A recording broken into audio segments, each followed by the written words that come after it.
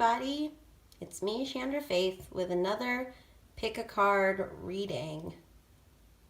Today's question is, why are they silent? For pile number 1, you have the light green frog. Pile number 2, you have the red and orange frog. And pile number 3, you have the green and black frog. So pick your pile and I'll meet you there. Bye. Hey everybody, it's me, ShandrahFaith, with another Reading Rainbow's Divination Pick a Card reading. And today we are asking Spirit, why are they silent? So go ahead and think of your person. You chose pile number 1 with the light green frog. And frogs are about transformation, that whole metamorphosis thing. So hopefully after this reading we can get more insight on how you can transform this relationship, how you can break this silence if possible. And let's just see where your person's at. So pile number 1.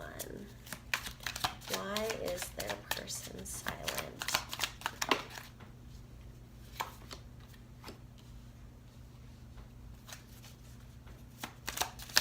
Pile 1.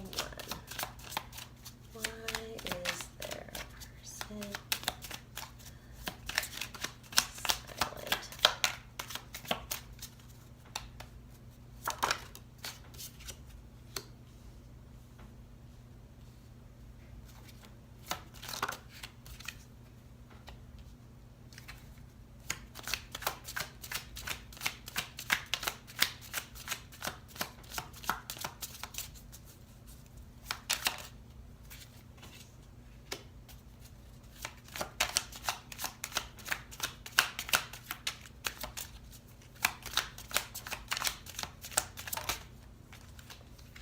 Wow.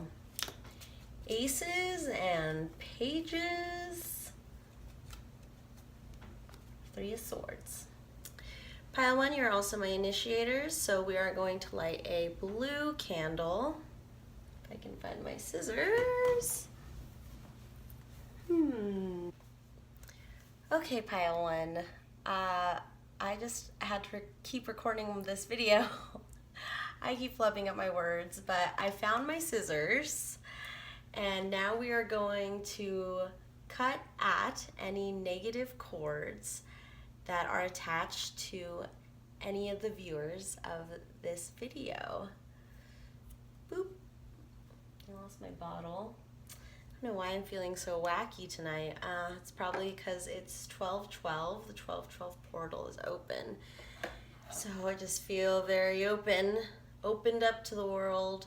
So that's what's happening at the time I'm posting this. So we're going to light it 21 times, or circle 21 times. I don't know what is happening to my words. And I wasn't even counting, but hopefully that'll stick. Yay. And then we'll add this. And now we can start the reading. Okay, pile 1s, thank you for being so patient with me. You have got the Ace of Cups, clarified by the Page of Cups. The 3 of Wands, clarified by the Page of Pentacles. The 6 of Pentacles, and the Ace of Wands. And your overall bottom of the deck energy is 3 of Swords. So I'm getting this really flustery, nervous kind of energy right now, because I feel that with my words messing up and I just feel nervous. So your person is definitely silent because they are nervous AF, and they don't know how to explain their feelings to you, or they don't know how you feel about them, so they're not going to tell you about how they feel about you. So it's this lot of nervous energy, kind of crush energy. I feel like both of you like each other, but you're both freaking scared to say anything because you've been through so much rejection, heartache, or maybe not so much, but it is a lot. Quantity or quality over quantity. So the quality of pain that you felt over whatever happened to you in the past is keeping both of you silent. So we have the Ace of Cups clarified by the Page of Cups. And for your main reading today, the book we'll be using is Erotic Fantasy Tarot. And so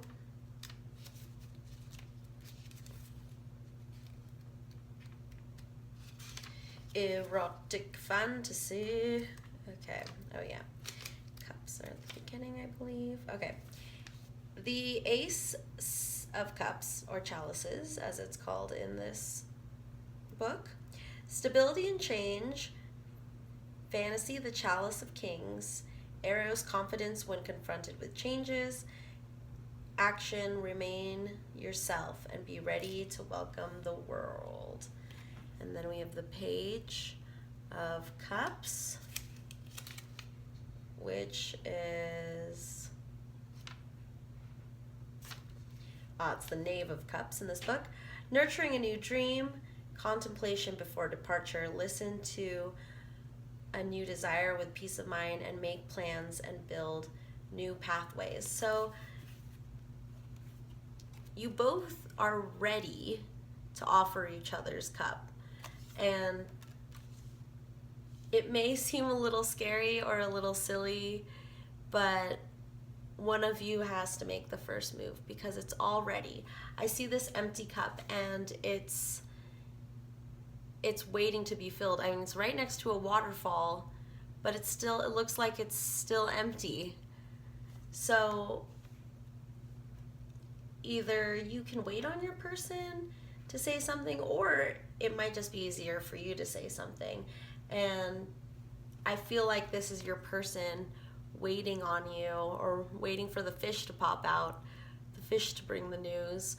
Or also I'm seeing that maybe you or both of you are looking towards divination and readings, and even if you guys have strong telepathy with each other, you're just giving each other messages through these obscure ways, but it's never actually talking to each other. There's signs and messages that you guys are totally getting with each other, or maybe you're giving each other little hints, but it's not totally there.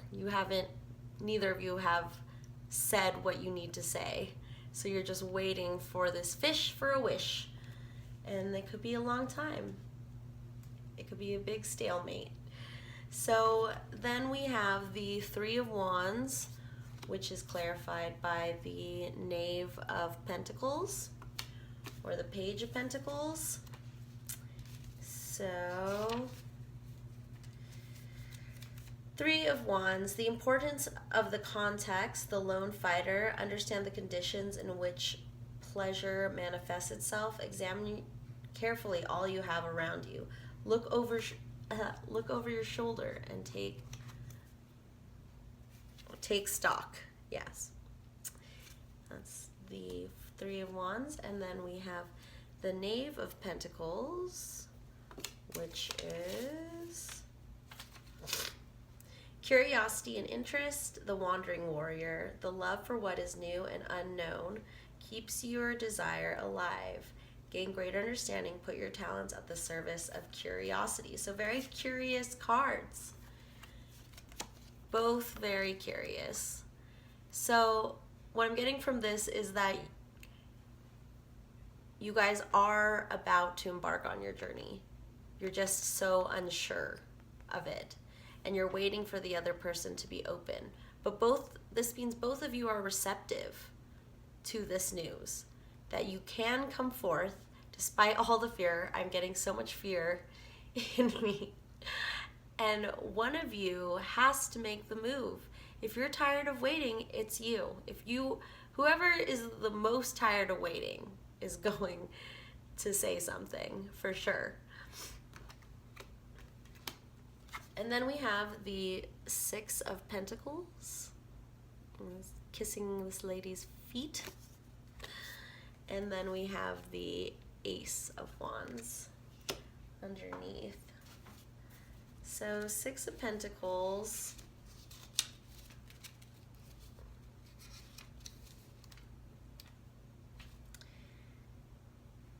Benevolence, the granting of favors. Grant yourself and obtain pleasure from the gratitude and achievements of others. Indulge the needs of others without ever belittling yourself. And then the Ace of Wands is unexpected solutions, victory born from disaster. Desire can break and recreate ties and situations. Do not fear extreme, creative, and risky solutions. Nurture optimism and energy. So yeah, right now you guys are in this energy of giving and receiving. Six of Pentacles is usually that for me, is this idea that you can give only if you're able to receive, and back and forth. And you guys are doing that in your own way within this relationship, but it's gonna take a lot of courage and getting over that fear that you're feeling, that I'm feeling all over my body for you guys, pile one, and just go through the flames, jump over those skulls. It's like capture the flag, grab that stick, and you know how you're gonna do that is by just saying what you need to say or doing what you need to do, because this is a card of action. So maybe you just need to do something to show that you really care about this person. But again, it's only if you're tired of waiting. If you're like, I'm gonna wait for them, this is too much for me to handle.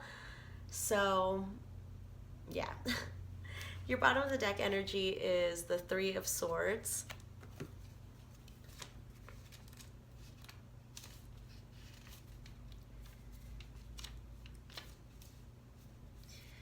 Obsession, agitation, the sacrifice of the night, profound disturbance of the senses. Recognize your inner turmoil. Pay attention to what causes you pain. So again, what I wanted to reiterate from the beginning of this reading is that you guys have both felt a lot of pain, and this is where this fear is coming from, is from this pain. It's your body reacting and protecting you from the pain of rejection. And right now you guys are in a stalemate. No one is hurting each other, but no one's helping each other either. So you guys are just kind of wallowing in these bloody thoughts in the past where you've gotten hurt before when you told your feelings, if you got made fun of for saying your feelings or saying the truth. And that is scary. That's happened to me, you know. That's scary stuff right there. So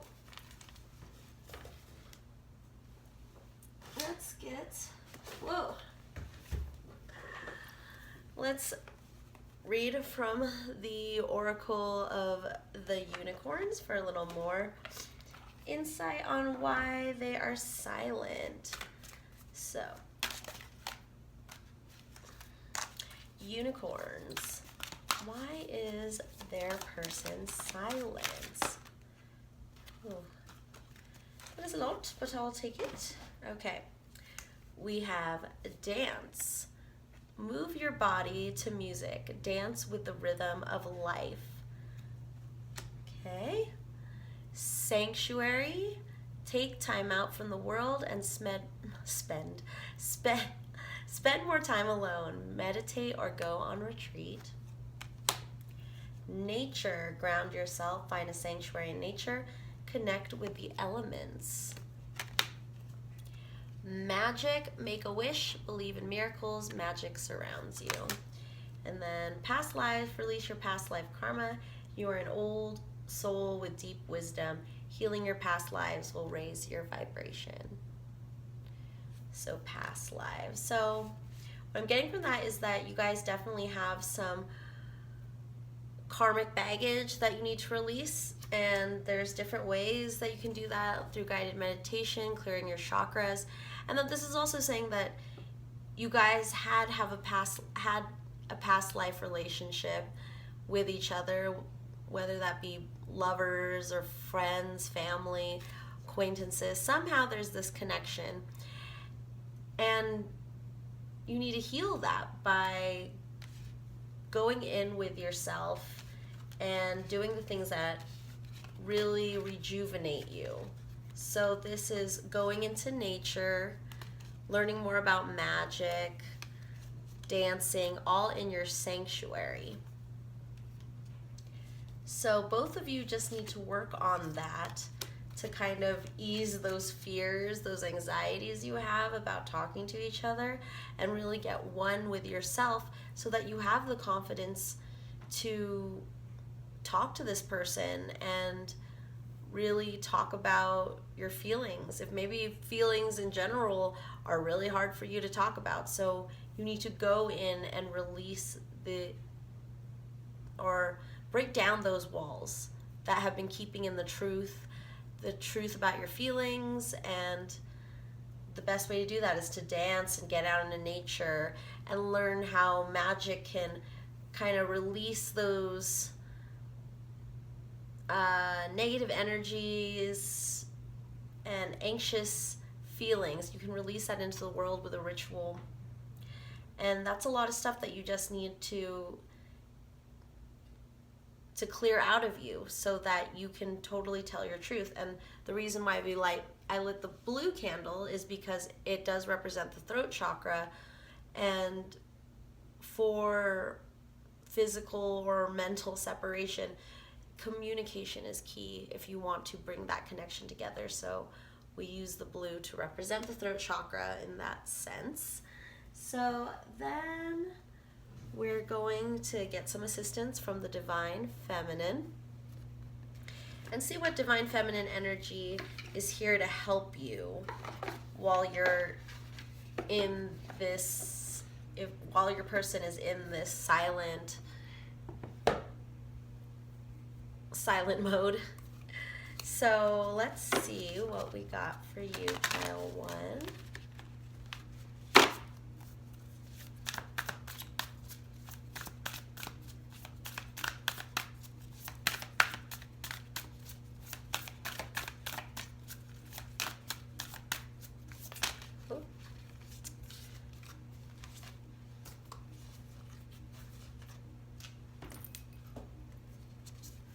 We got 4. 3 nuns. Got 3 nuns and a goddess. Okay, we got Saint Bridget, Our Lady of Exalted Light. I give endlessly because the light is without end, and my soul is all I need. Marguerite Porret, the mystic of divine love. Love is divine, and I am nothing except love. Teresa of Avila, Our Lady of the Interior Life. I trust the answers I find within me. I know that the presence of love is real. And then we have Kuan Yin, who I have right here also. It's one of my goddesses. The goddess of compassion. I recognize suffering in order to release it. Curiosity breeds compassion. Yes, that curiosity card that I was getting. So let's read from our Divine Feminine Oracle.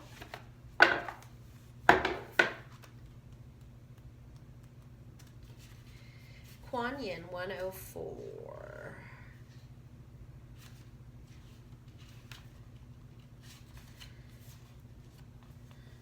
The goddess of compassion. I recognize suffering in order to release it. Curiosity breeds compassion. Who she is. Kuan Yin represents the present that listens deeply to our prayers. Spoken from the heart, Kuan Yin or Kuan Yin is an incarnation of Avalokitesvara, the Bodhisattva of compassion. She is known as the goddess of mercy and is considered to be the most beloved Buddhist deity. Her name translates in Chinese as the one who perceives the cries of the world. She is often compared to the Virgin Mary in Christianity because she intercedes on behalf of those who call out to her with humility and sincerity. Scholars believe that the Buddhist monk Kumarajiva was the first to refer to the female form of Kuan Yin in his Chinese translation of the Lotus Sutra in 406 CE. She's associated with the number 33 because she appears 33 times in the sacred text. The Lotus Sutra reveals that the mudra most often associated with Kuan Yin is the Yoni mudra. Her cupped hands symbolize the womb to remind us that we all enter the world through the female form. The Buddhist saint Miao Shan is believed to have been an incarnation of Kuan Yin. Kuan Yin was originally worshipped as a male deity, but at some point during the Northern Sung dynasty, 960 to 1126, Kuan Yin began to be worshipped as a female. Miao Shan is believed to be the cause of this transformation. The legends of Miao Shan contain beautiful accounts of her saving sailors from drowning. In rough seas, Kuan Yin is associated with jade because of its protective properties. In this case, it's said to help with going underwater both literally and figuratively, drowning in the ocean or in a flood of emotions. All right. When your soul selects your card, Kuan Yin is about the deep medicine that comes simply from being willing to hear witness to someone else's pain. To really listen, we have to move from the ego to the soul so that the story we're listening to doesn't become about us or trigger us. This also applies to the moments when we are listening to the story we tell ourselves about who we are. We are often far harsher and less forgiving to ourselves than we would ever be to someone else. Kuan Yin suggests that we listen simply with curiosity. Curiosity allows us to detach from needing to take the suffering of someone we love personally. Curiosity is a door that leads to compassion. It frees us from feeling as though we have to react to what we hear or defend and explain our part in their suffering. We can just perceive the pain that they are in, or we can finally hear our own cries of despair and not seek to judge or justify them. We can just be present to what needs to be heard. Kuan Yin is the powerful energy of giving witness to our own or to someone else's suffering. Often just a calm, abiding presence of compassion is all that is needed to transform that suffering into clear light. Soul voice meditation. What pain or suffering can I listen to now with curiosity? So that again goes with that idea of being curious. And what I'm getting from this is that if you guys are still in contact, but he's still silent, or they are still silent about their feelings, start to just listen to them. Be a good listener instead of trying to talk about everything, and give them space to vent out their pain so that you are a good listener, and they won't be afraid to tell you their truth because they're comfortable with you and know that you're a good listener and can be there for them no matter what they say to you. And listening also helps that curiosity. You need to be curious in this relationship to deal with that pain, with that fear. If you keep blocking the pain and the fear, then you both will be stuck and no one will say anything. If you live within that fear, it will become your cage, basically. So use this goddess to open up your compassion and to really get in touch with your curiosity. Don't get bogged down by that phrase, curiosity killed the cat, because curiosity also helped the cat live a fulfilling 9 lives instead of a bunch of boring, mundane lives. So then we have Teresa of Avila, Our Lady of the Interior Life.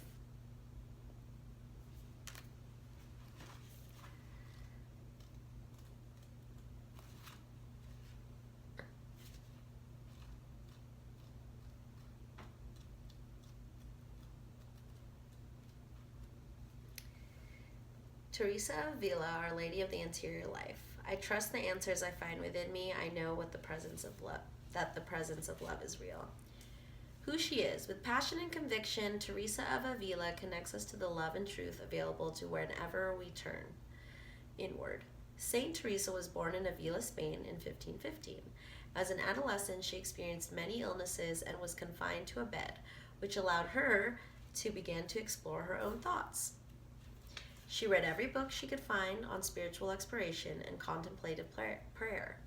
By that time, she was a young adult. She knew she wanted to dedicate her life to the interior world. She entered a Carmelite convent in Avila in 1935. She increased the emphasis on contemplative prayer and eventually reformed the Carmelite order, which was later joined by St. John of the Cross. Over the course of her life, St. Teresa founded 17 convents throughout Spain. At the age of 44, she began to have a series of visions that convinced her that Jesus Christ appeared to her in bodily form and yet remained invisible to the eye. These visions lasted for 2 years and would inform her books, especially the spiritual masterpiece, The Interior Castle, which charts the ascent of the soul as an inner journey through the 7 mansions or states of being that exist within us. Ultimately, Teresa wrote in the hope of assisting her sisters in the convent to also reach the innermost castle where God dwells in our soul. She reminded them that we ourselves are the castle, and that the door of entry into this castle is prayer and meditation. Her own personal spiritual experience is at the root of her instruction. The closer she gets to the 7th mansion where the soul ascends, which requires a going further inward, the stronger the light is. She describes the ways to discern the voice and presence of the divine within us, and the certainty of God that arrives that cannot be explained or doubted. The inner journey was so significant to St. Teresa because she believed that God didn't care about the magnitude of anything we do, but rather the amount of love that we do it with. Pope Paul VI named St. Teresa a doctor of the Church in 1970. Her spiritual writings are considered integral to the Spanish Renaissance and to the history of Christian mysticism. St. Teresa, when you select this card, St. Teresa is a call for the importance of the interior life. She knew intimately about the spiritual wealth we all possess and have access to if we're willing to go inward. She not only emphasized the need to meditate and to pray in order to reach that innermost castle where the soul waits for us, but she also instructed the sisters of her convent on how to discern the presence of the soul or of a saint or of a holy person that is giving us wisdom from within us. She had a bookmark that supposedly read, "If you have God, you will want for nothing. God alone suffices." This synthesizes the wisdom of her experience. Nothing less than divine love will satiate a seeker, especially once you have met with it from within. She urges us to meditate, to pray, to go inward and meet with the presence of the soul. And then she asks for us to believe that it is real and that the answers we find are real. She asks us to move that inner truth out into the world with confidence and conviction. Soul voice meditation. What does love feel like in my body? So this is definitely a card of going within and seeking meditation to break that silence, both for you and for your person. That once you go within yourself and find that calm, maybe you won't be the first to say your feelings, but again, letting all of that tension and anxiety go over this connection will free up energies that will help your person come forward and say how they feel. So meditation is super important, especially while you're in this, again, in the silent mode, to go within. Always go within. Use meditation to find the right path forward. Then we have Marguerite Porete, the mystic of divine love. Love is divine and I am nothing except love. 17.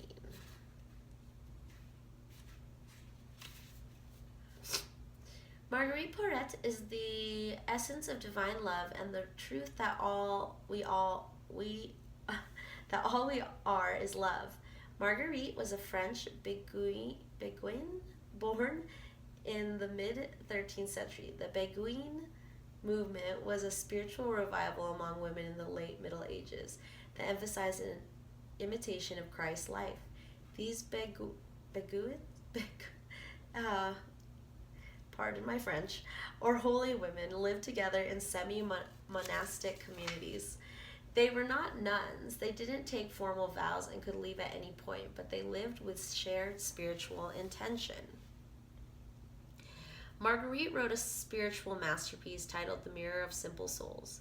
It reveals the spiritual process she went through to be transformed by divine love. I am God, says love, for love is God, and God is love, and this soul is God by the condition of love. By 1306, the Bishop of Cambrai deemed her work heretical and condemned it to be burned in Porete's presence. Even so, it continued to circulate widely through the Middle Ages, and in some ecclesiastical centers, it was embraced as an almost canonical piece of the theology. Porete was ordered to stop circulating her book and to recant her ideas of God as love, but she refused. Marguerite was arrested as a relapsed heretic and a free spirit, which included the belief that humans could achieve union with the divine. The Catholic Church conducted an unprecedented trial to decide her fate. Like Joan of Arc, much of her life is recorded because of the transcripts of her lengthy trial. She maintained her truth that the soul has no other will but God's, and that when the soul is united with God's love, the state of union causes the soul to transcend the contradictions of the world. She suggested that we can be transformed by divine love into love itself, which isn't separate from God, and that ultimately no outside source is needed in this transformation. It's between the soul and God alone. Marguerite was burned at the stake in 1310. The Mirror of Simple Souls continued to gain in popularity, but was distributed as an anonymous text until 1946, when Romana Guarnieri identified Latin manuscripts of the mirror in the Vatican. Marguerite's name returned to the text and was published for the first time in 1965. So the Mirror of Simple Souls, check that out. That might be significant for you. When your soul selects her card, there's nothing more powerful than remembering that we are love. And there's nothing and no one outside of us that is needed in order to realize this. It's between our experience of the divine and our own soul. We can let go of what we think we need to prove or who we think we need to be in order to receive love. Because remember that we are love. Then we can stand in that truth, even through flames. Marguerite is a courageous truth teller, and the truth of her experience is that love alone can free us. Not the love another might give us, not the love of family or friends. All of this is powerful and significant, but the true source of love for us is in the fact that we are a soul, and that soul is in union with the divine. She reminds us when we've forgotten that love is the essence of who we are, and that true love is found within. Marguerite says, "Love has no beginning, no end, and no limit, and I am nothing except love." This is a time to own and to know the truth more fully. It is the most profound and radical act we can ever take, knowing the love we already are. Soul Voice Meditation. How can I feel the love I am more deeply? So, yes. Again, look up The Mirror of Simple Souls or read that book.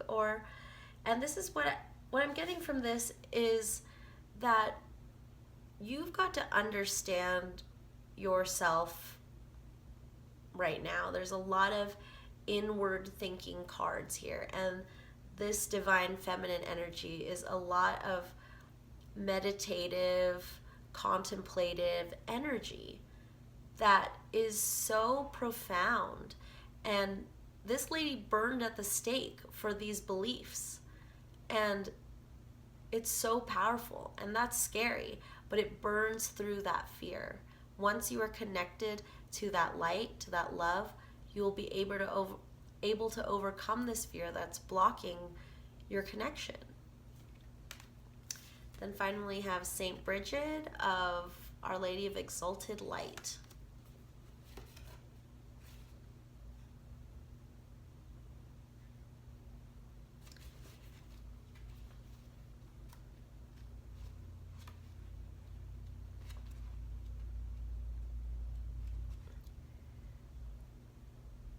I give endlessly because the light is without end. My soul is all I need. Saint Bridget represents the elevated state of knowing that we have everything we could ever need. Bridget was born in Ireland in 453, the daughter of an enslaved Pict woman named Braca. Bridget's name comes from the Celtic briganti, meaning high or exalted. It is said that the moment the king witnessed Bridget's generosity, he knew that she was holy and set her free. Bridget shares the names of the Celtic goddess Brigid and took on many of the same attributes. St. Bridget's feast day is on Imbolc, the first day of February, which is also the day that the goddess Brigid is honored. Around 480, St. Bridget founded a monastery at Kildare on the site of a shrine to the goddess Brigid. There were priestesses who tended to the goddess's eternal flame and received spiritual instruction in honoring the goddess. Saint Bridget is credited with organizing a communal and consecrated form of religious life for women on that same sacred ground. Tradition says that Saint Bridget died on Imbolc in 525. She had a female companion named Dar Lugdach, who became her successor as the abbess of Kildare. Dar Lugdach also died on Imbolc a year later, which Saint Bridget had predicted. The abbey at Kildare that St. Bridget founded became a center of religion and learning and developed into a cathedral city. It remains famous and revered today. When your soul selects her card. St. Bridget lived in alignment with the highest, most exalted aspect of her being. She was born a slave, and yet legend relates that she gave away anything she possibly could to help those in need. Her generosity was an indication of the tremendous inner wealth she received from her connection to spirit. Her message to us is to reconnect to that inner fire, that external flame that feeds us more than anything external to us ever could. Read poetry, or whatever feels like sacred scripture to your soul. Let your soul voice surface through some uncensored automatic writing, or let your soul guide your body through movement. Aha, yep, that dance card. Guiding your body, where is that? Dance, guiding your body, getting in touch with your body. That movement, again, the automatic writing too, to just release those fears and anxieties. So yes, a lot of like working on yourself is what I'm getting, especially with these nuns, with these 3 nuns you got right here, is that in a way, this silence is telling you to go into the convent of your mind where you are focusing on your soul and not the other person. You're focusing on yourself till you become one with that inner light, with that feeling that you are whole even without this person. And that should be able to calm your nerves, hopefully. Your answers right now are in releasing any attachments to personal possessions, clearing space, uncluttering your home, giving away what you don't need or someone needs more than you do,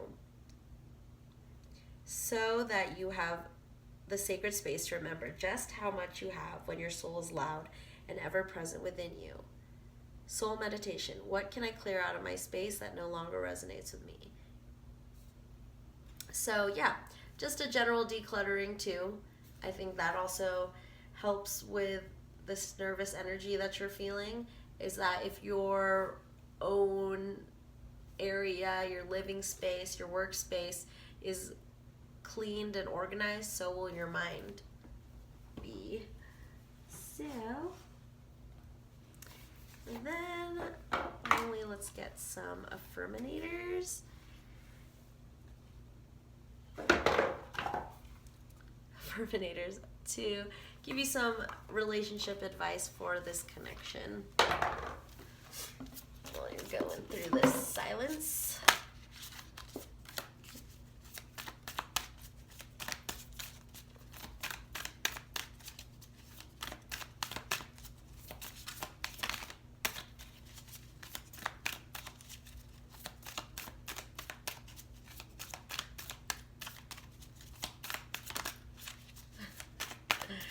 Real silent, aren't we? Okay. Whoa.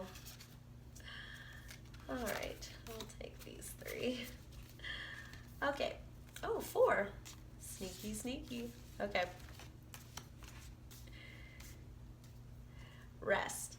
I take a step away from my stress and then a deep breath.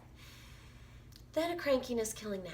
When I get the rest I need, I instantly become a better version of myself, able to navigate complex relationships in a single bound. When I don't, I'm not, which means I shouldn't. But I try to, and then we can't, and it doesn't. But I did, so it wasn't. Good night. Yes, please get some rest, get some naps. Try to find your weekend where you can sleep. If you're working all week, that's kind of what I do. Work all week and get my sleep in on the weekend, but I also take naps if possible. So yeah, rest is really going to also help with this anxious feeling, is that rest keeps us more grounded and that we're able to see clearer, so we're not triggered and angered by things more easily. So please try to figure out a way to get more rest, pile ones, so that you can deal with this situation, the silence. Benefit of the doubt. I believe in the basic goodness of other people, and I give them the chance to show it. If they prove me wrong, that's on them. At least I can go to sleep knowing that I practice trust and forgiveness rather than fear and doubt. And later on, if I need to, I can always change my mind and retroactively judge them like it's my career. So, pile one, some of you may be feeling a lot of resentment for your person's silence, and that you're taking the silence as a no or a rejection. But kind of take a second look at that and see where your insecurities are telling you false facts. And give people, give them the benefit of the doubt. And again, go into yourself and work on yourself first, instead of feeling all this resentment for your person for being so silent. Open-heartedness. I know that life and the people living in it can be an absolute bummer sometimes. But I promise not to let unhappy chapters make me jaded. If I let negative experiences turn me sour, then the jerks win. So I'll move on with an open and hopeful heart, if only because I hate losing to jerks. So this is like a similar card, that you're not going to let these fears of rejection bring you down, or these fears that your person's already rejecting you because they're silent. Again, meditation and clearing your chakras will really help with this, with opening your heart up, and look into opening your heart chakra, clearing your heart chakra, and that's where you're going to deal with your pain and also release so that you can receive. And then look at this. What I just had that conversation about listening, about listening and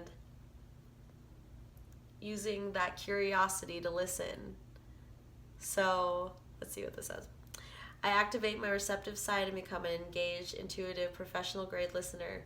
Supercharged listening gives me an ability to not only hear the words others are saying, but also to perceive the emotions hiding between their words.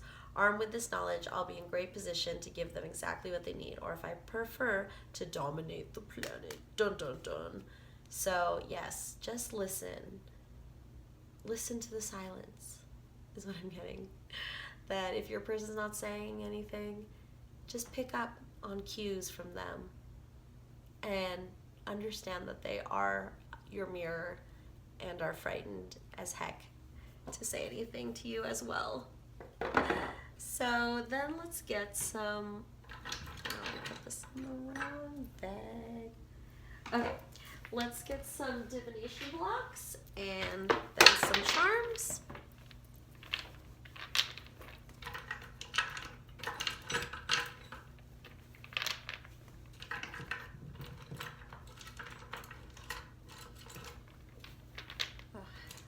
accidentally put my divination blocks in my charm box. So,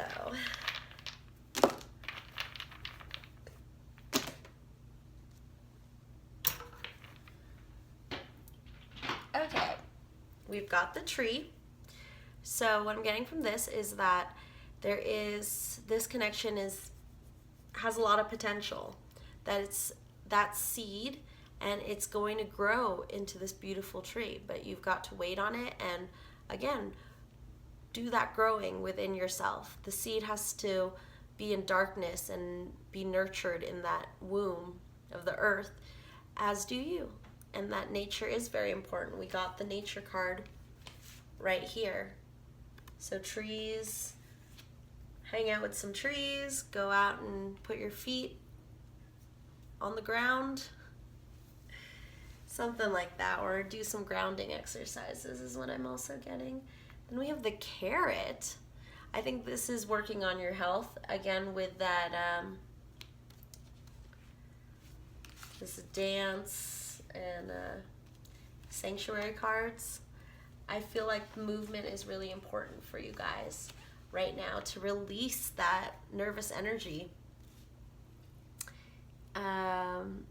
Then we have a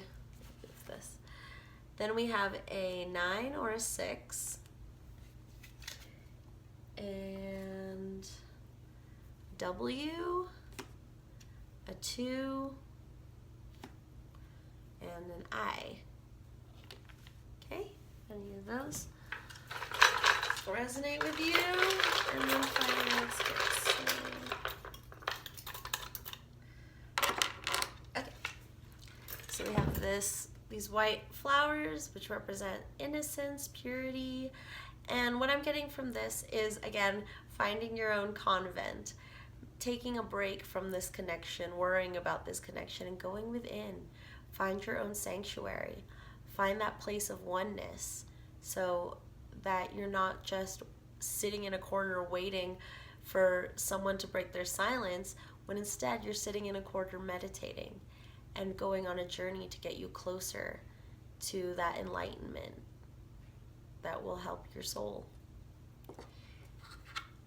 Then we have this circle within the circles within the triangle, which again is that finding that balance in your life energetically and spiritually, and that everything can work out if you balance yourself right here. This is you, these are your relationships, and you are balancing not just your relationship with persons, but relationship to the world and your work and your life, and you are that center, and you need to find that center to work with all the elements in your life. Then we have this robot bug. So what I'm getting is your person or you are really into techie stuff or robotics, technical things. That's what I'm getting from that, if that resonates for some of you guys. And then we have, I love hanging with you, which I'm getting is a message from your person that if you have hung out before or if you are worried about being rejected, they love your presence and want to keep your presence around. So, but you can't read their minds. So again, go within and just understand that this person cares about you and that it's unknown how long it will take them to get rid of their anxieties and fears over speaking the truth to you. So go within and stop waiting around and start working instead of waiting. And then we have an R as our letter from our charms. So pile 1, that's all I have for you today.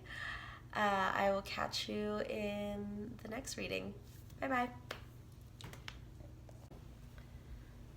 Hey everybody, it's me, ShandrahFaith with Reading Rainbow's Divination, here with another pick a card reading for you. And the question is, why are they silent? You chose pile number 2 with this orange and red frog, or kind of looks now like red and yellow frog in the camera. So in pile 1, I light a candle with that pile, and we lit the blue candle for the throat chakra. So hopefully we can figure out ways to open up that chakra so that there can be a break in the silence.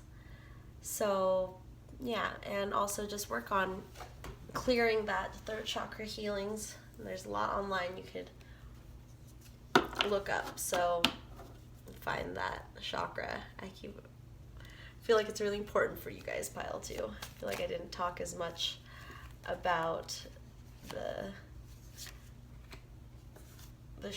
throat chakra for pile 1, so maybe it's really important that you guys work on that. But all right, let's see, Spirit, why are they silent? Or did I call you pile number 1? I meant pile number 2. I know what pile you are. I was just telling pile 1 how I've been feeling wacky since, if you're watching at the time of posting this, it is 12/12 and the 12/12 portal, and I'm just feeling such interesting energies right now. So let's see, let's clarify the wheel for whoops.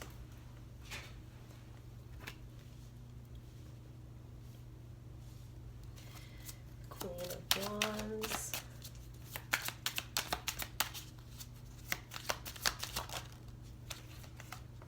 Three of Wands and the Seven of Wands. So we got some fire energy going underneath there.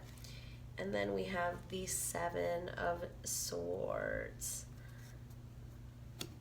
So we have the World clarified by the Queen of Wands, the Hanged Man clarified by the Three of Wands, the Seven of Swords clarified by the Seven of Wands. So sevens could be significant for you. And then we have the Seven of Swords, 777. Ooh, so sevens, 21s, which are my 2 favorite numbers. So yeah, sevens could be significant. And 7 is, I get that from that Pixies song, God is 7. So it's just this higher learning, higher call for you. So why is your person silent number 2? Well, they see this relationship as their world, or it's affecting their world. And underneath, there is a fiery person that this could mean that they're with this fiery person and it's distracting them from talking about their true feelings about you. And we have this Hangman energy clarified by the Three of Wands, which is this desire to move on, to continue the journey.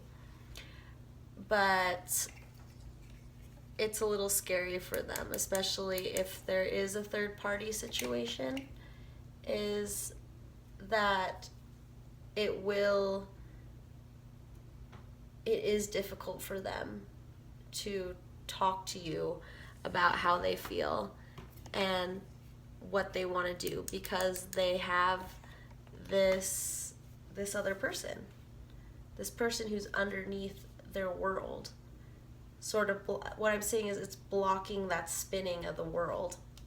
And then we have the Five of Swords clarified by the Seven of Wands, which is both of these, this and your overall energy is that getting away, sneaking away.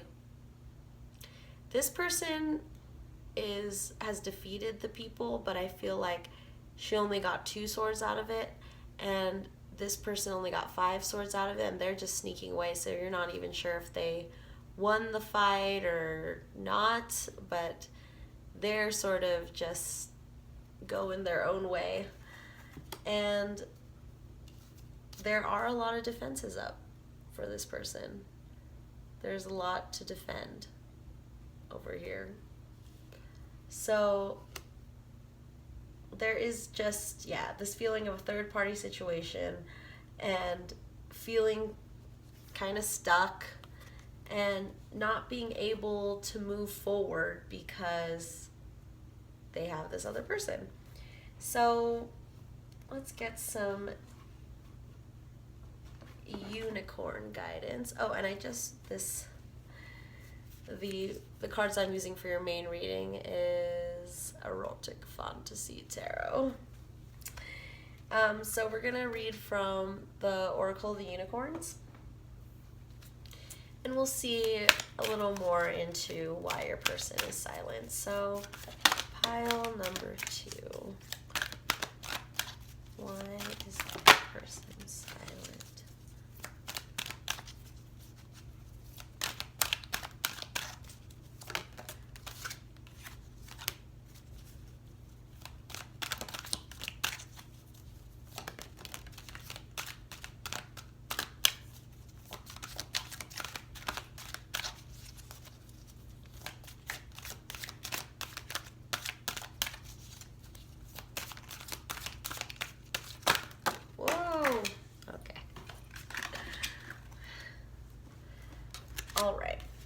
So we have intuition. Listen to the whispers of your heart. Use divination tools to help you decide. Trust your intuition no matter what. So this is about understanding your worth, is what I'm picking up. Is that you have this intuitive nature, which could mean you are a diviner or you're sensitive, empathic, and you wouldn't be pursuing this person if there wasn't more to it, because you know that there's another person in their life, but there's something that keeps drawing you too. So trust that intuition. Keep going towards it. The wheel is gonna turn. Even though right now it's blocked by this fiery person in your person's life, the wheel's still going to keep turning, that there's a reason why you're attracted to this person, and that even though they're working themselves out with this third-party situation, you've got to go within and use that insight to see where you need to move forward. And what I was telling Pile 1 is not to wait, but to work on yourself. So work on your intuition, your third eye chakra. Pile number 2. And then we have friendship. Seek out your soul family. Surround yourself with positive people. Spend more time socializing. So from this card, for some of you, you may be stuck in the friend zone, and your person is obviously with someone, but you're creating this beautiful friendship with each other. So continue doing that. And what I'm also getting is your person is silent because they don't want to ruin the friendship. That what you guys have now is more important to them than potentially being your lover, because they know that there's a possibility of losing you if they tell you your feelings and you reject them. Innocence. Take time to play, nurture your inner child, live with a childlike sense of wonder. So again, they feel that childhood bond with you. Your inner children are interacting. And again, it's that naivete of enjoying the friendship and just having fun. Because if your person is with another person, I don't think they're wanting to have an affair or cheat on their person. So they're going to just have this more playful, platonic relationship with you at the moment, because they still have to work out with their person or whatever is keeping them from fully engaging in this relationship. Then we have awareness. Live in the moment. Be conscious of your thoughts. Look for signs and guidance. So this again goes with your intuition, that as you heighten your awareness, as you fuel your powers and your passions, you won't have to feel so lonely and worried about this person breaking their silence, that you just need to let your signs and your guidance set you in the right direction as you're going on this journey. Because right now this person's energy is just, they want to figure things out with this person, this situation, and you're really this like fun, childlike friendship that you have that they like, and that is what you guys are at right now, that you need to just work with that and just be this playful playmate for your person. And finally we got delight. Count your blessings, enjoy life, take pleasure in simple things, always expect the best. And if you're in separation and you're unable to interact with each other, just find the blessings in your person and be happy for them, for whatever endeavors they're taking on.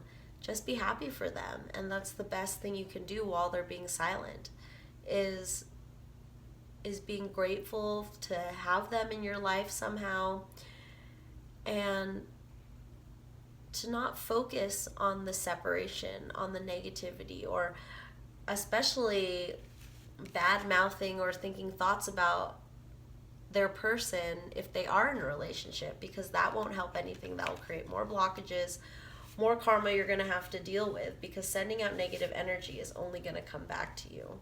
Pile 2. So then let's get some divine feminine energy to see what the divine feminine is who the divine feminine is sending you to help you through this silent mode, as I've been calling it. So Spirit, what divine feminine energy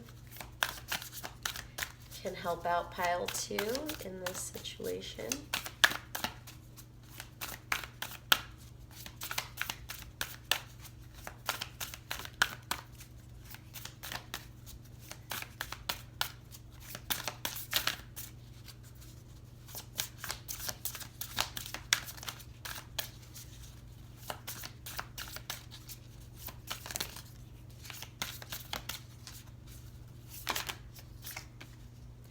All right. We got 2 pretty topless ladies. They got their boobies covered. Green Tara, the Buddha of enlightened action. My soul informs my every step. I do what my heart compels me to do. Again, this is that reiterating that intuition, where my soul informs my every step and I do what my heart compels me to.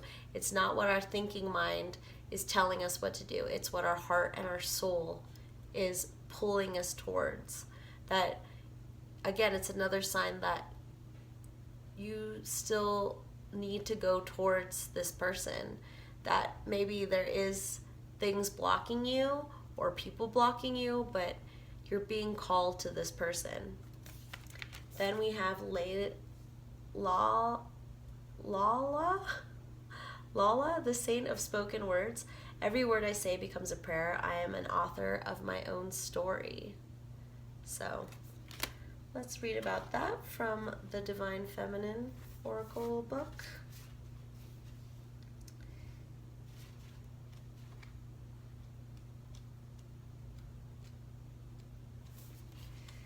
So 113, green Tara, or page 113. I don't know why I needed to tell you the page number. The Buddha of enlightened action. Who she is.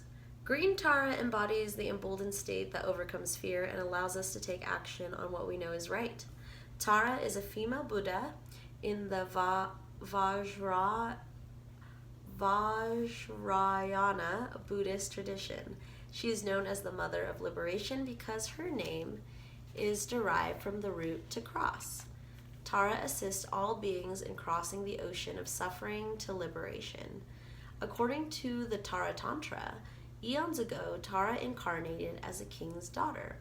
She showed such spiritual excellence and such profound compassion that she impressed a group of monks. They told her that they would pray for her to be reborn a man so that she could reach enlightenment. She responded by enlightening them. She told them that there's no such thing as male and female.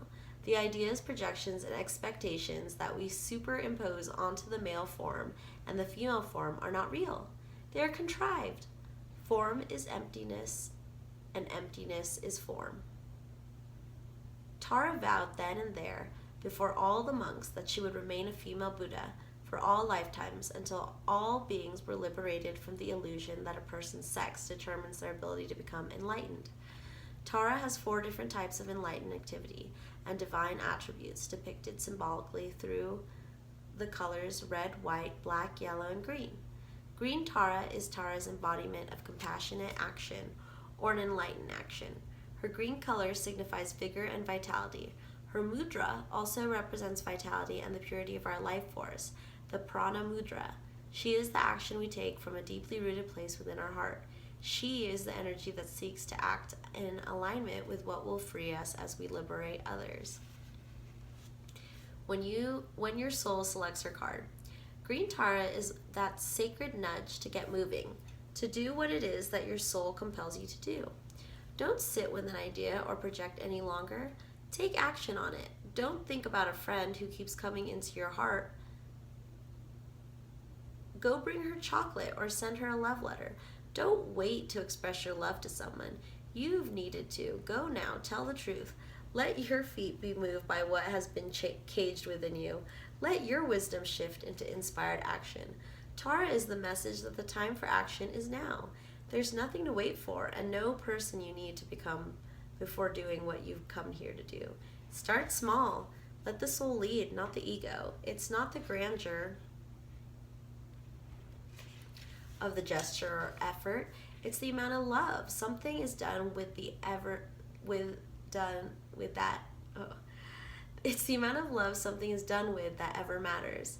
There are so many injustices in the world, so much suffering, that it's easy to get stuck in the molasses of helplessness. The brilliant Burmese diplomat Aung San Suu Kyi says, if you're feeling helpless, help someone.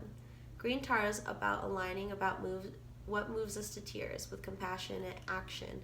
She's the push to do something, anything that might alleviate the suffering of others. In the process of taking action with love and from love, we also liberate ourselves. Soul voice meditation. What does my soul want me to take action on right now? So this card is saying take action in baby steps and really show your love and your compassion, not through telling your person, because that could be really overwhelming, especially if they are in a relationship with another person, but showing your love through little gifts or little bits and pieces. And if you guys are friends, to just continue that friendship and really show them that you care and love for them, and that over time that's going to help erode these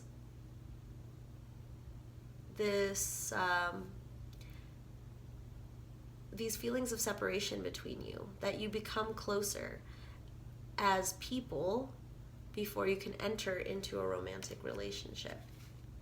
Then we have Lala.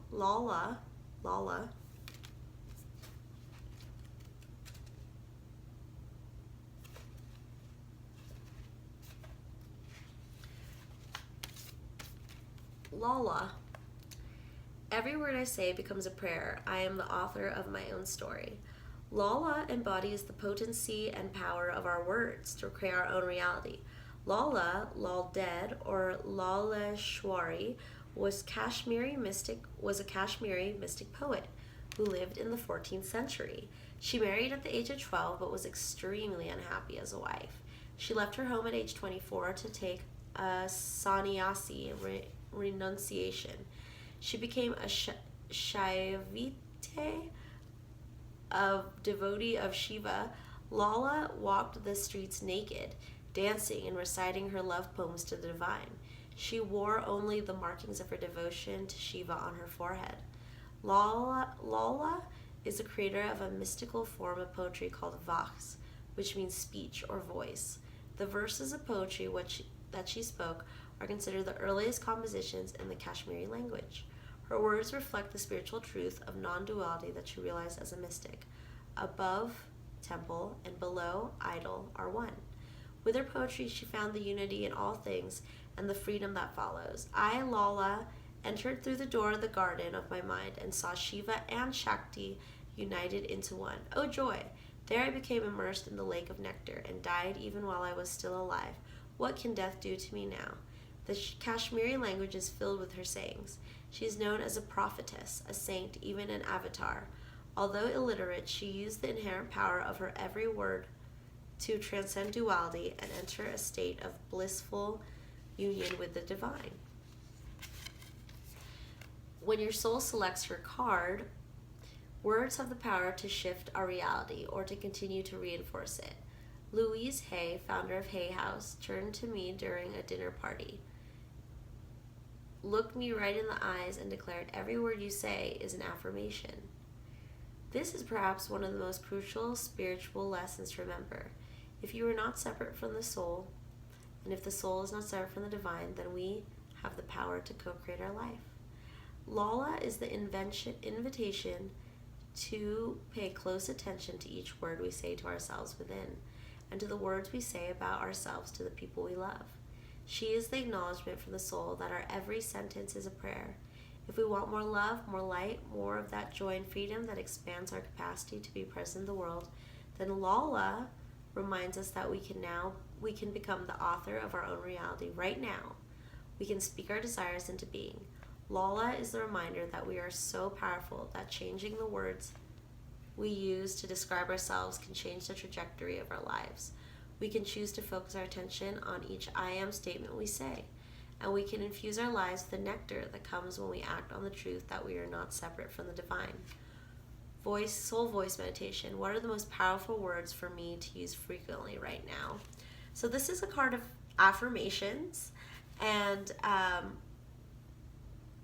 understanding your worth through what you tell yourself. So you may be feeling a lot down, maybe comparing yourself to your person's person, if they have a person. So find your worth and find that understanding that your person cares about you, that no matter what situation they're in, if it's a third party situation, if they're obsessed with a work project and not really focusing on a relationship with you, you need to gain your self-worth before you come into a relationship, a romantic relationship with this person. That a part of that silence is an opportunity for you to learn to love yourself before you enter into a relationship. That is the most important thing. That you have to fill up your own cup before you enter and try to take from another person. So really look into that, look into affirmations and positive self-talk, self-worth, to gain self-worth. I don't know. But we also have these, speaking of affirmations, we have these affirminators for love and relationships. So a little bit of guidance for this connection.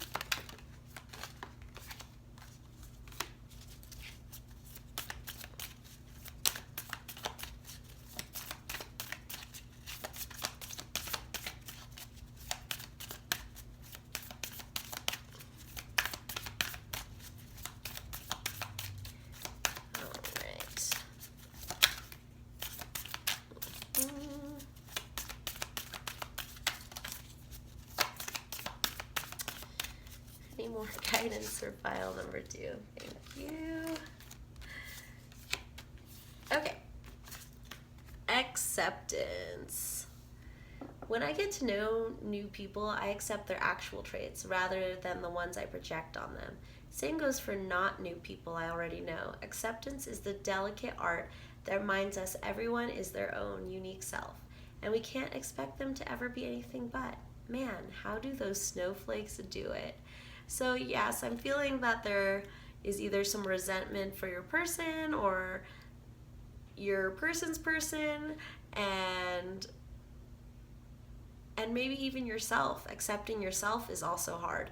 So just accepting all these players into the theater of your life and understanding the beauty of everyone's differences, and that you may be angry at your person or jealous and feeling that pain from that. And the best way to counteract jealousy is acceptance, learning acceptance. Maybe finding an acceptance meditation. I don't know if that exists, but that's what popped in my head. So acceptance, learn that word, live that word. Then we have tact. I speak and act with care, remembering that impulsive words or harsh tone can sometimes hurt others. If it feels like I'm walking on eggshells, I'll remind myself that those eggshells might actually be a shop full of china, and I might actually be a bowl. Then I'll remind myself to stop mixing metaphors. So this picture is of a bull who is walking on eggshells and china. So tact is a really good thing for you too, especially if you're in a friendship with this person and they're being silent about their feelings for you. So yes, there's a lot of messages of not just coming forward and just blurting out everything, because if they are in a relationship with another person, that they're dealing with that, and not until they get out of that relationship can you truly express your feelings in respect for that relationship. Every relationship is sacred, and so using your words and starting out small, showing little ways that you care about them, that is how you're going to slowly erode this silence. Then finally we have my best self. I trust that when I'm doing what's best for me and being the happiest version of myself, the right sorts of relationships will appear in my life. That means I can let go of all my worries about the future, knowing that my only job is to be happy in this moment, while simultaneously attaining a cosmic level of enlightened awareness and total psychological actualization. Wow, that took me a long time. So yes, once you become that complete person, once you become your best self, then the relationship that you need in your life will emerge. So if you're waiting on this person to leave your person, that's not all the work. That is not the work you're supposed to be doing. You're supposed to be working on yourself instead of sitting in a corner and waiting for your person to dump this other person. Or if it's not another person, or if it's like some sort of project or work in general that's distracting, any kind of distraction, work on yourself instead of trying to get rid of this distraction from your person. Work on yourself, and that is the best thing that will draw the perfect relationship to you. Okay, let's get some divination blocks.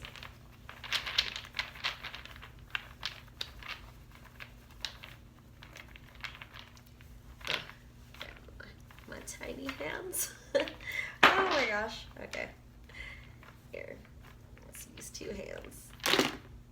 Ooh. And okay. So we have a 3.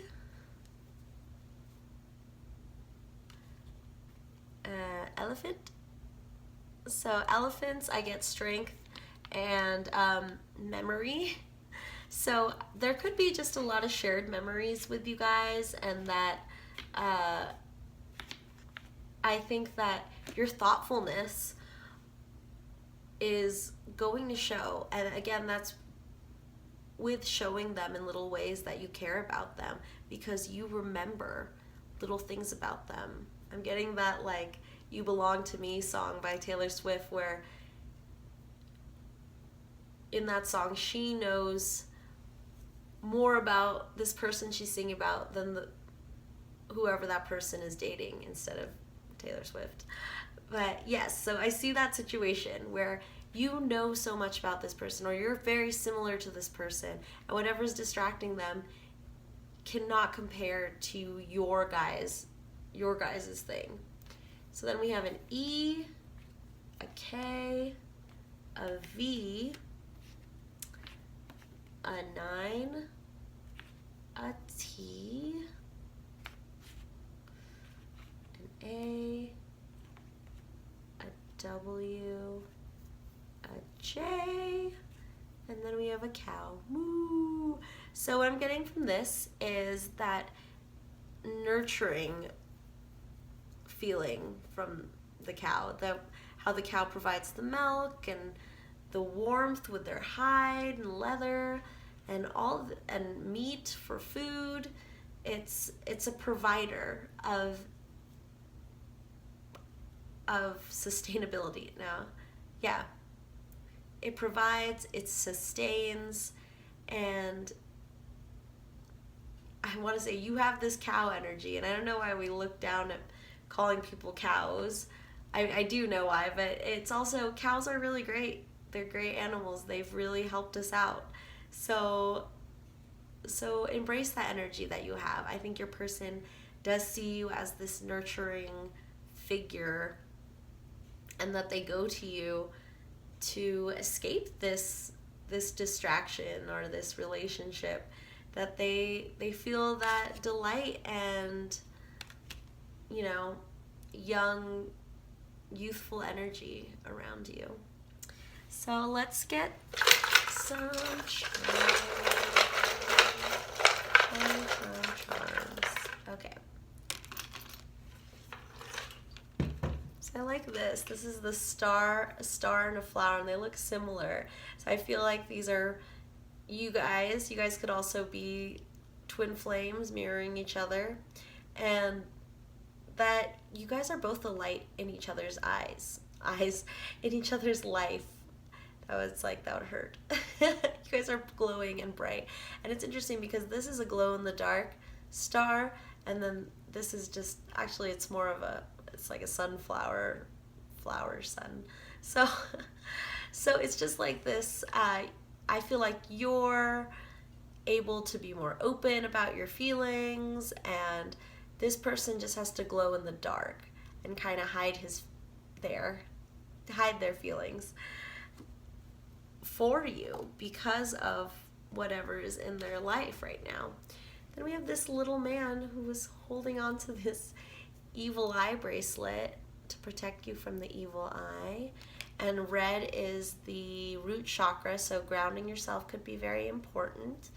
And I'm also getting from red this passion, that you guys are connected and have this beautiful passion for each other, and that as you build your friendship, I think that's what's going to make this relationship stronger. And then we have the little man. And what I'm getting from the little man is ego.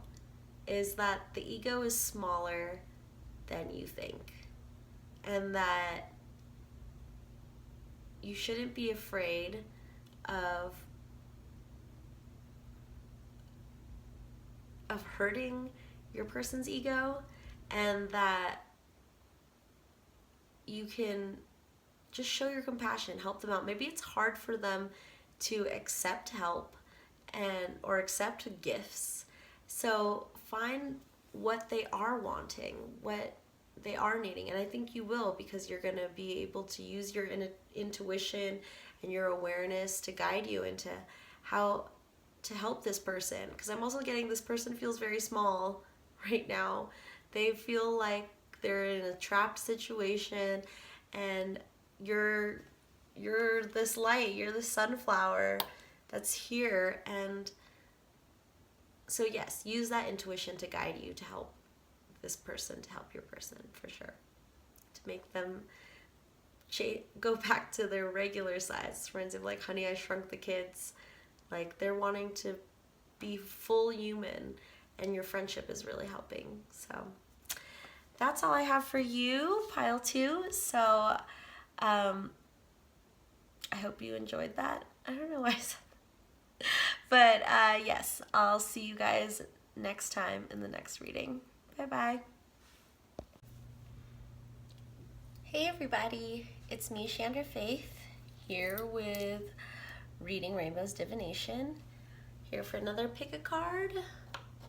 You chose pile number 3, the green frog with black spots.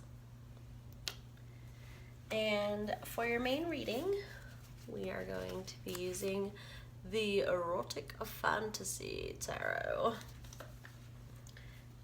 So,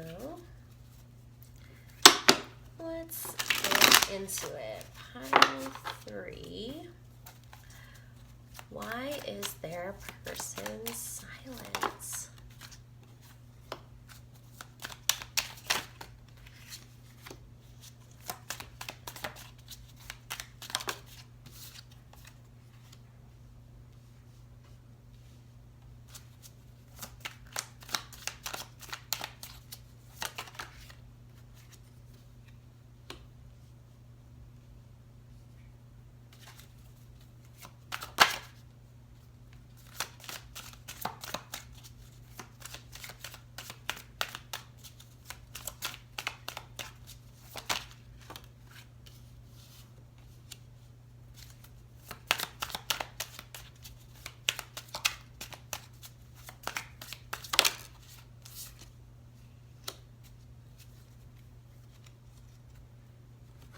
Okay, pile 3.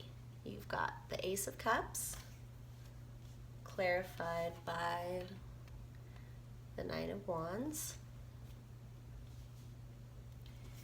the Four of Swords, clarified by the Sun.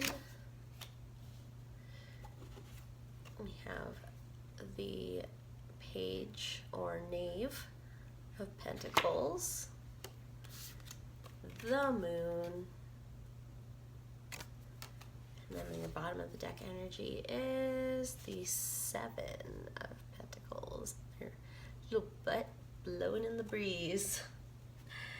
Okay, pile 1. So let's start with your first section, starting with the Ace of Cups, or the Ace of Chalices in this deck. Stability and change, the Chalice of Kings, confidence when confronted with changes. Remain yourself, but be ready to welcome the world. And then the Nine of Wands,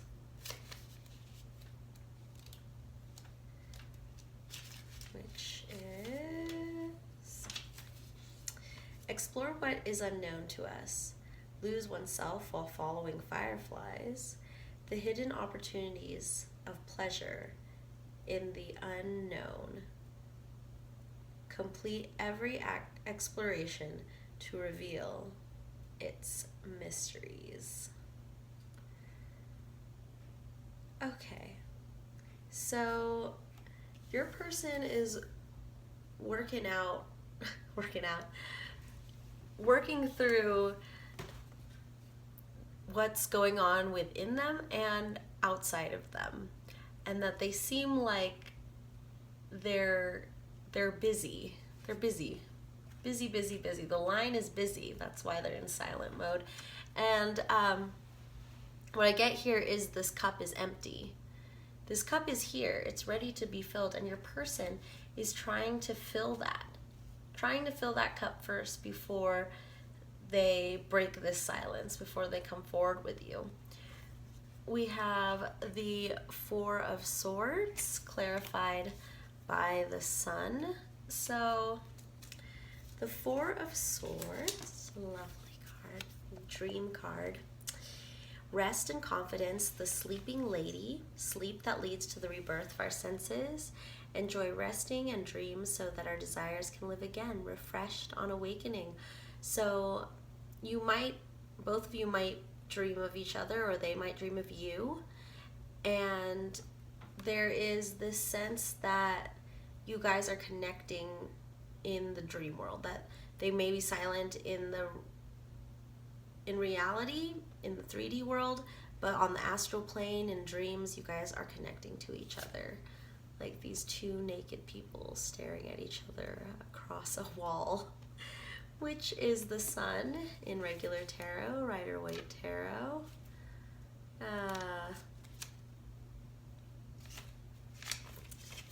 The sun. Face the truth openly. Decisive meanings as desired by destiny. Make space for reality within your fantasies. Accept new ideas with energy and optimism. So within that sleeping realm, within that subconscious is the true feelings of your person. So I suggest you keep a dream journal so you know what messages are coming up for you guys and what's happening in the connection, especially if you guys are in separation, not talking, or they're emotionally unavailable, that your dreams are helping you find clues to your person or how to communicate to your person, how to interact with your person. It doesn't necessarily mean your person is in your dreams, but there are symbols and signs within your dreams that will help guide you in this connection. Then we have the Knave of Pentacles, clarified by the moon.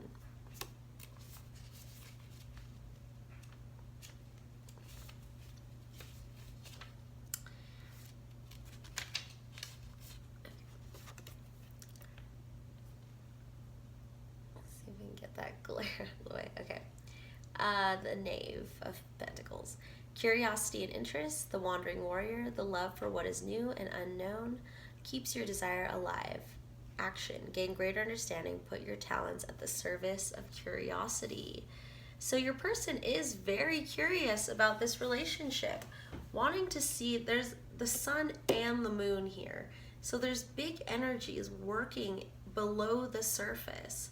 And your person is slowly tapping in, slowly trying to understand what's going on. That is why they're silent. They don't really know, and it takes a bit of courage and curiosity to step into the unknown.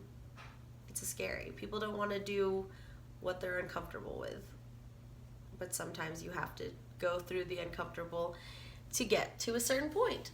So then we have the moon. Overcome appearances, magical places for reflection, explore your secret desires hidden behind your illusions. Introspection, look deep within yourself consciously and honestly. Yes. So a lot's going to be revealed over time, slowly, as you peel the layers. Pentacles is the slow-moving suit. That your person is slowly peeling back those layers and understanding this connection. It weirds them out a little bit, so it's going to be a slow process. But they are getting there, slowly but surely. So your job right now is to look into your dreams and see how you can move this forward. And I think your person is also trying to connect to you in dreams. So see if anything comes up about that. Then there's the Seven of Pentacles for your overall energy. You guys are working, cultivating this connection. That the reason why they're silent is because they are building this foundation for this relationship. They're not ready to come forward yet. All right, the Nine of Pentacles right now. Nine of Pentacles.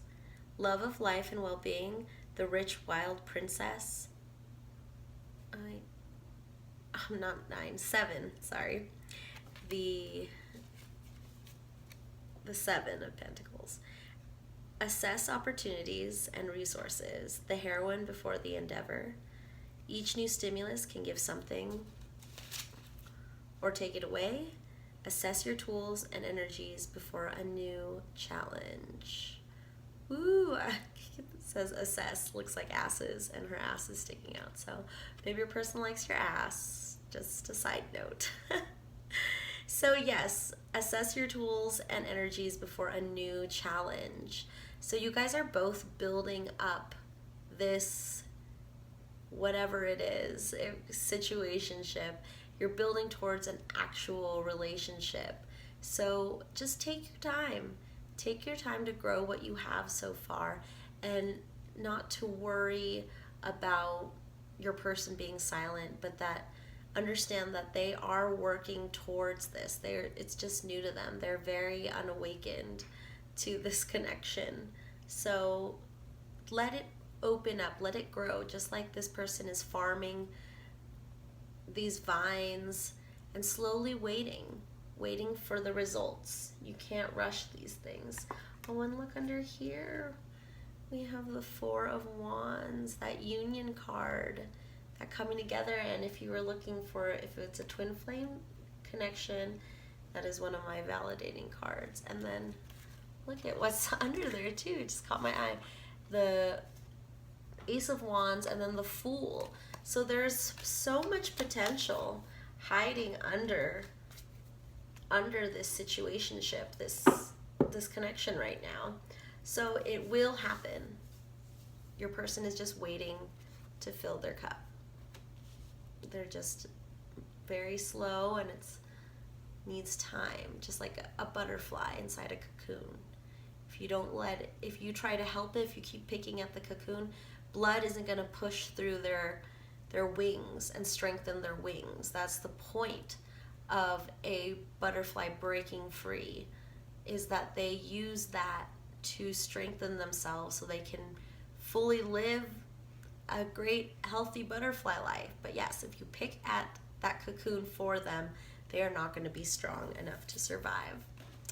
Okay, so now we will read from the Oracle of the Unicorns and get a little more insight about why your person is silent.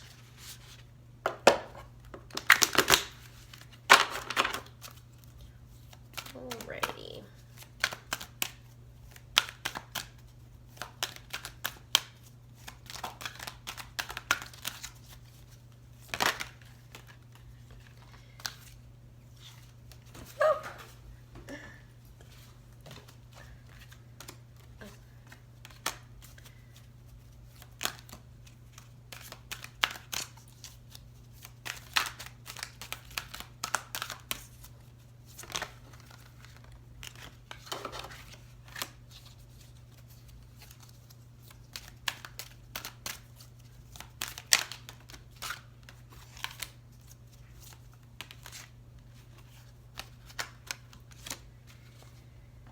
Okay, we have Sanctuary.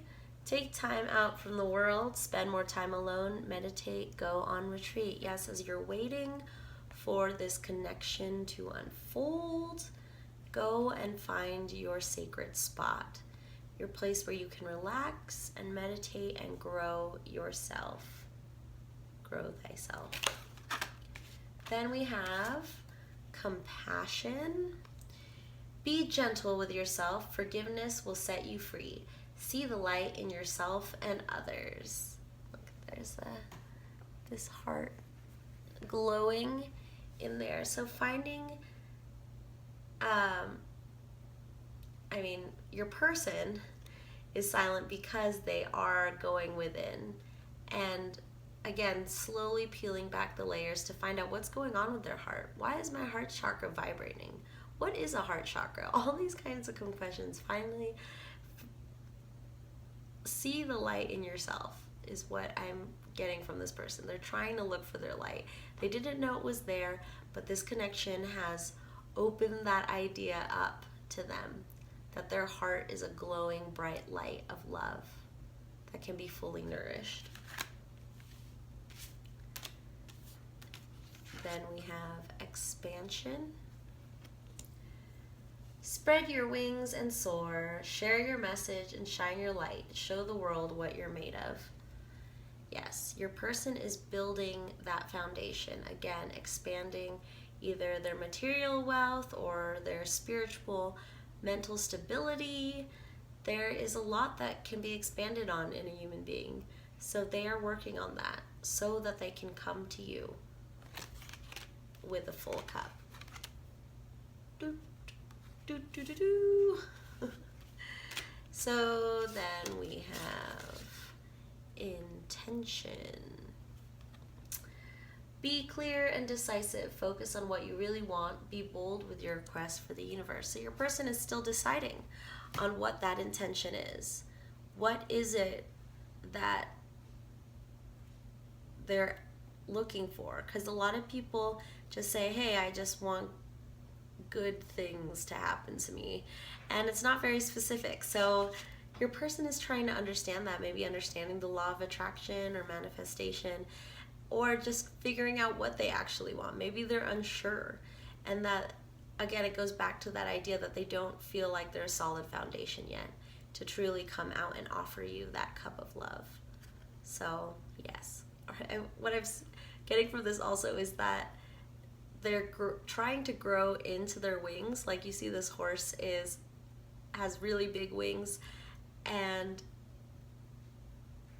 they're trying to grow into that potential so that they don't look so silly.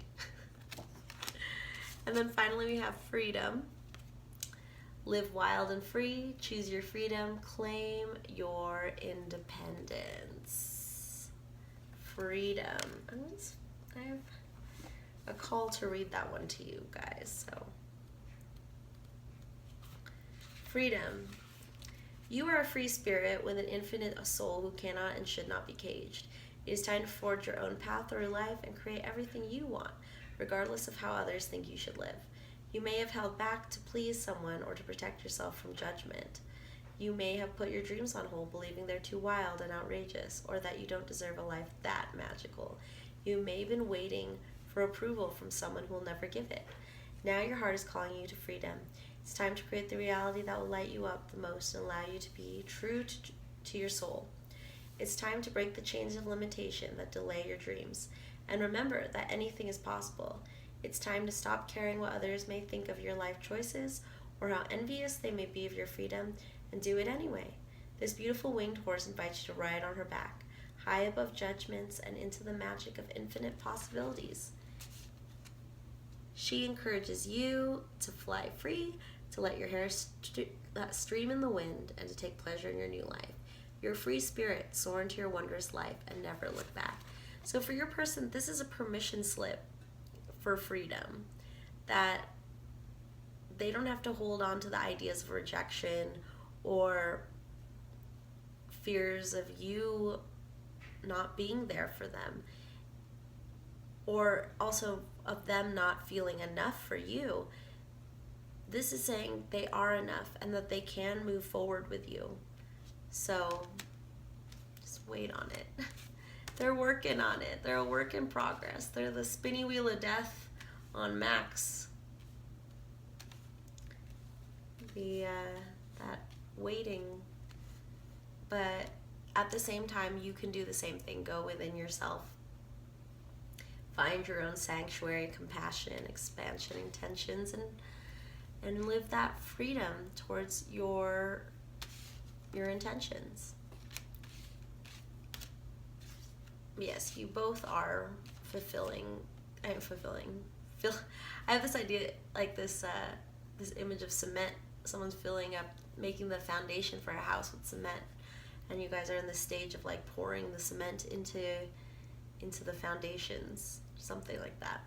So it's happening. Your person wants to come to you as a solid, and right now they're not solid, is what I'm getting. So now we're going to read from the Divine Feminine Oracle book.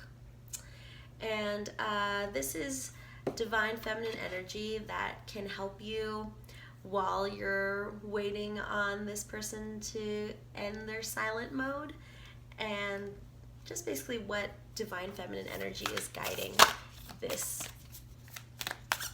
connection.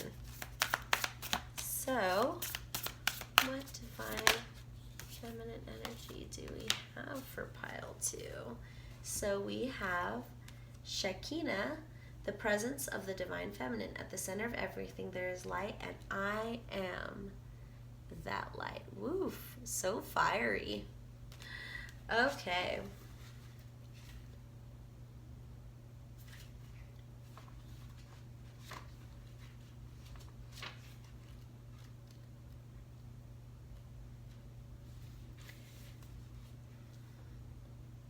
The Shekinah represents the omnipresence and the immanence of the divine feminine. The word Shekinah in Hebrew means to settle, to inhabit, or to dwell. It represents an experience of the divine presence right here in the body and the world. In Kabbalism, mystical Judaism, the Shekinah is the feminine aspect of God, and she is depicted as a piercing, radiant light.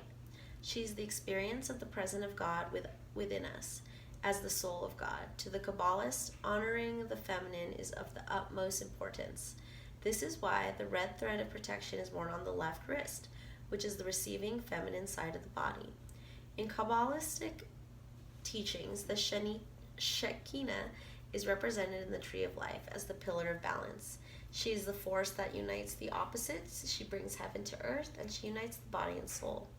Because of her, there can be a direct path of communion between humanity and divinity. Excuse me. Because of her, we can experience God right here in this moment and right here in the body. When your soul selects her card.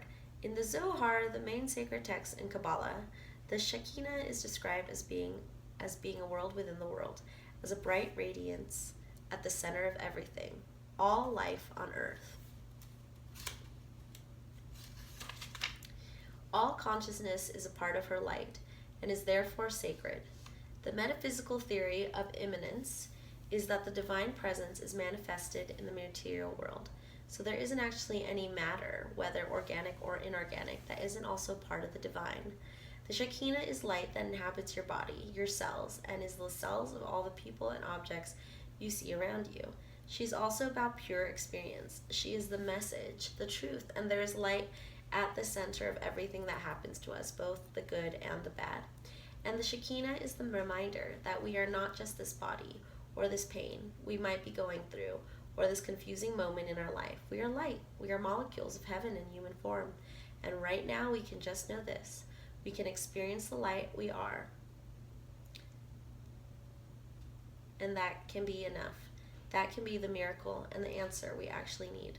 Not words or meaning, but simply and more profoundly, pure, radiant being. Soul voice meditation, enter the heart and repeat this mantra. I am light. I am light. I am light. I am light. I am light. See what images or words arise. So what I'm getting from this is, for some of you, you need to go into working on yoga and letting that light go through your chakras. Get that kundalini rising.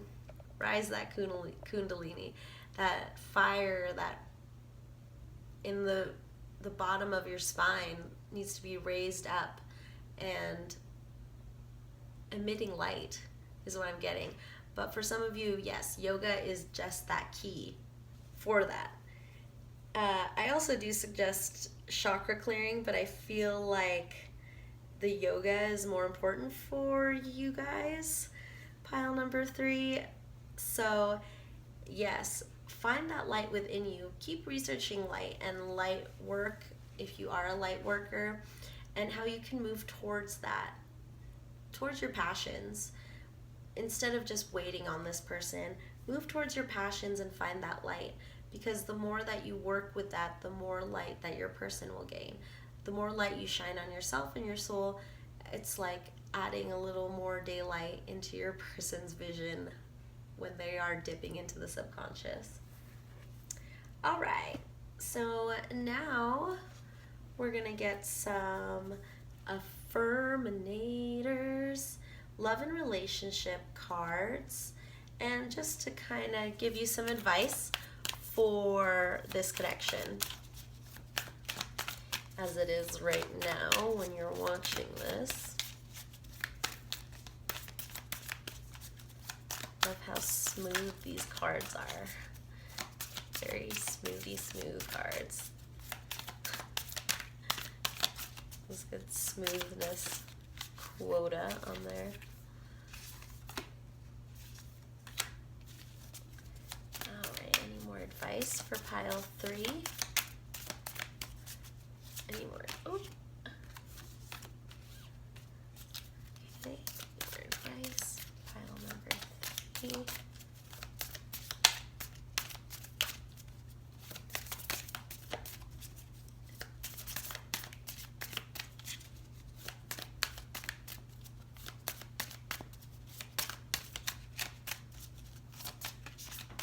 More advice, pile 3. Alrighty, thank you very much. That is so funny. I got that onion card because I was talking about how your person is just peeling those layers of the situation, seeing what's going on slowly, finding those layers. Okay. We have loyalty. I'm there for the people I care about in whatever way they need me. Ride to the airport? No problem. Bail you out of jail? You bet. Go see your band again? Maybe. The point is, when I stand with them, I know I'm part of something special. And to be honest, it doesn't suck to look around and remember they're standing with me too. So keep that loyalty with your person, that even though they may not be saying their feelings or saying anything at all, that your loyalty is so important to them. If you have these feelings for them and you have loyalty for them, just keep it. Let them go through the process. Let them peel back those layers so they can figure things out on their own. Humility. I take a deep breath and release all of my desire to be right. Without right, what's left? A soft and pliable version of me that's willing to make mistakes, hear the other people's opinions, and try doing stuff a different way. In other words, I get to take a sweet, all-inclusive brain vacation. Some restrictions apply depending on the current tenacity of my ego. So look at that brain relaxing. So this is your permission slip to give your brain a little vacation, relaxation time, and that you may have in the past been worrying about how your person feels about you and all these things, but that is slowing down the connection. That is causing stress, anxiety, and worry, and you just need to understand that your person is working on it, and that if you're really wanting to connect with your person, again, look into your dreams. Look into that dream world. Their message is there for you to help you with this connection. Teamwork. I'm determined to be a good teammate in all of my relationships. If we disagree, I'll resist the urge to place blame and look for a way to solve the problem together. When we're a team, everything's a game. And when we're on the same side, nobody can lose. Not even the Cubs. Finally. So what I'm getting from this card is that even though you guys aren't in an official relationship, there is still a lot of teamwork to be done. It's a connection. You may not have been told what your person feels about you, or they haven't said anything, or there's a big separation, but there's still teamwork. There's still work to be done. But you both have to participate for it to work. Again, that these ants building the Jenga tower, it's building that foundation. And you guys are both the workers building this foundation, and you're also the foreman who's telling them where to put the things. So as you work on yourself, it will get easier to build upon that, to build on your, I don't know what to say, to build on what you're working on, or what you're working on within yourself. And if you want this connection to really be solid, you both need to work together and understand that you're in it together. You got loyalty and teamwork. So those are two great things to build a very solid relationship. All right, and then we got our onion man. Depth. As new people show up in my life, I look for all the weird, wonderful, complex layers below their surface. I can't be surprised by someone's depth of character unless I'm willing to peel back the outer layers and go a little deeper. It's like that brand new saying goes, don't judge an onion by its haircut. So this could mean that your person is also peeling back the layers of you. They're very intrigued by you, and they just want to understand you a little more before they can move forward and say anything. It's a little frightening for them, but they're also very, again, like this card, very curious, like our Knave of Pentacles, open to new possibilities for sure. And then we have integrity. I align with the center of myself, a glowing core of personal integrity. Emanating from this core is the knowledge that I never have to compromise who I am or what I want for anybody. I can live a life that doesn't include settling unless I want to settle, in which case settling would be my idea of perfection and would cease to be considered settling. Ugh, paradoxes hurt. So integrity for you guys, pile 3, is this idea that you know exactly what you want. It goes along with this intention card, that focus on what you really want and how to get there. I mean, you probably already know what you want. You want to be in a relationship with this person. You want this person to talk to you, to tell you their feelings, and it's really just going to take focus on your part to understand what that means. What does that mean when this person is in your life? Is there room for this person in your life? If they just tomorrow were like, I love you, I want to be with you, I want to move into your house, I want to share everything with you, are you prepared for that? Are you prepared for that happening? Look into those scenarios. Don't just wish for things and not visualize them and see what they're going to look like in reality. Because ultimately what you want is your intentions to become reality. But if you don't visualize exactly what you want, you may not get what you want, is what I'm getting. So yes, use that integrity within you to decipher what it is that you want in your life, exactly what you want. So let's get some divination blocks.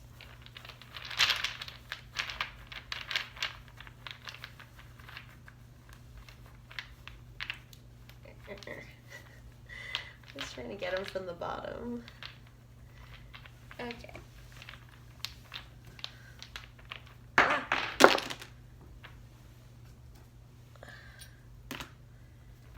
Okay, let's get another handful. Okay, wow. Twin trees. I was also getting a message that learn to name your trees. I learned that from the great witch Patty Negri about naming your trees and getting them to work for you. So I have 2 trees in my front yard, and one I've named Henry and one I've named Henrietta. And Henry brings me material abundance, while Henrietta brings me love abundance. So that's kind of how I've gotten my trees to work for me. So also this is another indication of that twin flame connection, that mirroring, that deep soul connection. Your roots are going in there.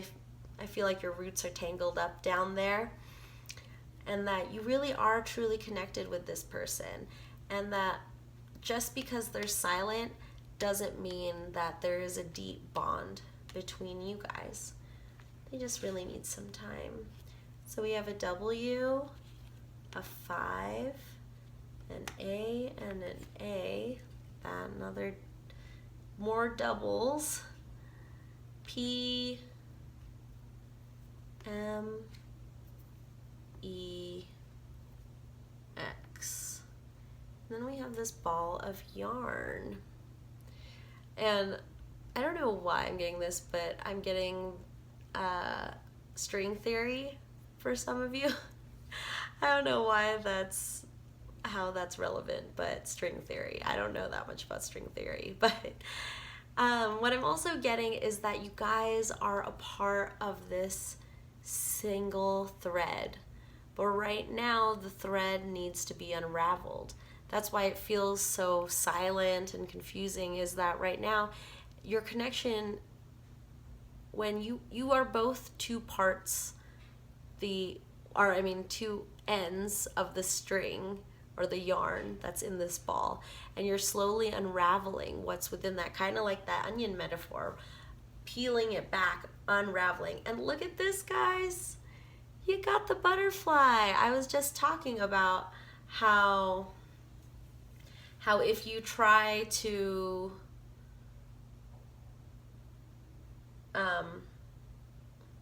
if you're trying to pick at your person while they're in their cocoon, then they're not going to be strong. They're not going to be strong enough to survive, to thrive, once they've metamorphosized and changed into that solid person. They're not going to be that solid person because you're picking at them. So let them be, let it go, and let them manifest for themselves, so that you guys can truly come together and have such a solid relationship. Alrighty, now let's get some charms for you, pile 3. Whoop. This lizard popped out.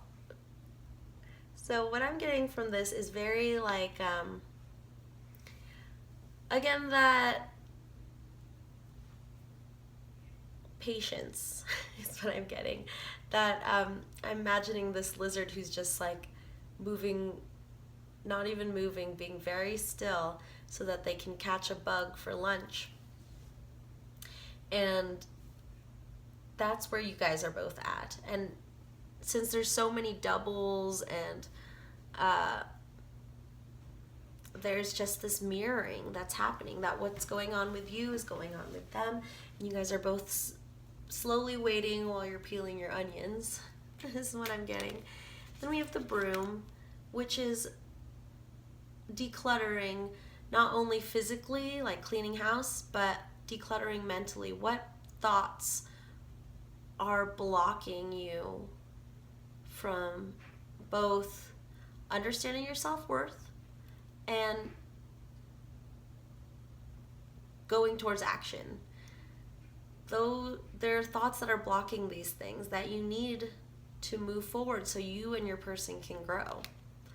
Then we have this little, it's not really a world like a globe, but I think of it as a world. I feel like this is like everything in your life. But what I'm seeing is that these two halves are coming together. You and your person are slowly coming together, but it's gonna take some time. And you notice that there's no clasp. I think the clasp broke off of this. So there's nothing to clasp it by. There's no lock. You haven't locked on to this relationship yet. And again, it goes back to that foundation idea, that there isn't a solid foundation. You slowly will come together and something will lock you together. So then we have this, I think it's a clear crystal earring. looks like a diamond. What I'm getting from this is that you both are also working on achieving whatever it is, your passions, your material wealth here in the 3D, and that it's really important that you go towards those goals first. Go towards, the way to each other is by going towards your dreams that don't involve either of you, that have always been within you since before you ever met this person. There's dreams inside you that you need to be going towards, dreams and goals that you need to complete before you are ready to come to union with your person. And then we have a 5 and a 4. So 5, 4, 54 could be significant for you guys as well. Well, thank you, Pile 3, for stopping by at Reading Rainbow's Divination. I hope to see you next time. Bye.